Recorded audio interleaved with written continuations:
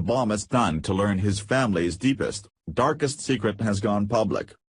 Stanley Ann Dunham, yes, that's her real first name, was the mother of Barack Hussein Obama. She was a rural anthropologist and a devout member of the Communist Party and could not abide the color of her own skin, let alone the fact that her family were Christians.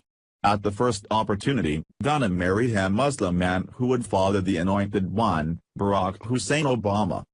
After a rocky marriage to the man from Kenya, Dunham married another man from Indonesia, who became Obama's stepfather.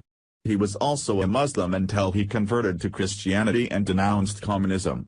That was another breaking point for Dunham, who ended up leaving him and going back home to the U.S. In the meantime, she brought up her son with the same hatred for her own country and its horribly immoral and unjust roots.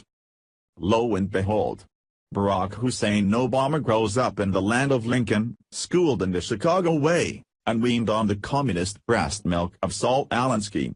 The chip on Obama's shoulder grew until a time when he knew that he must do one thing: destroy America from within. His policies were anti-white and his emphasis was on reparations for the descendants of slaves. Little did he know that his family held a dark secret: Obama's grandsires were slave owners, too. The Gateway Pundit.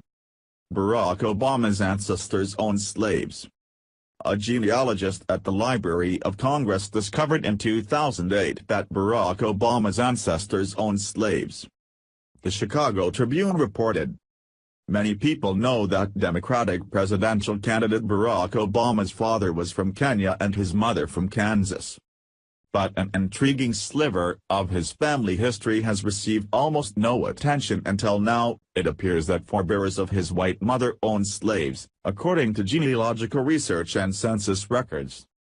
According to the research, one of Obama's great-great-great-great-grandfathers, George Washington Overall, owned 2 slaves who were recorded in the 1850 census in Nelson County, Key. The same records show that one of Obama's great-great-great-great-great-grandmothers, Mary Duval, also owned 2 slaves. The Baltimore Sun retraced much of Retweena's work, using census information available on the website Ancestry.com and documents retrieved by the Kentucky Department for Libraries and Archives, among other sources. The records show that Overall, then 30, owned a 15-year-old black female and a 25-year-old black male, while Mary Duval, his mother-in-law, owned a 60-year-old black man and a 58-year-old black woman. Now that all of the Democrat statues are being torn down in America by out-left mobs, isn't it about time we erase slaver Obama from the public arena? It's not surprising that Barack Hussein Obama's mother's family were slave owners. They were wealthy. They were well-educated. And they were entitled.